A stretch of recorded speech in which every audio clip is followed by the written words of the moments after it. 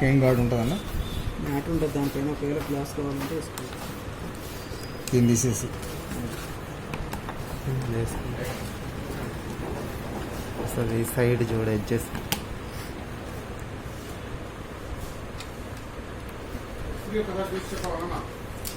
ఏముంటుంది ప్లాస్టిక్ అనేది.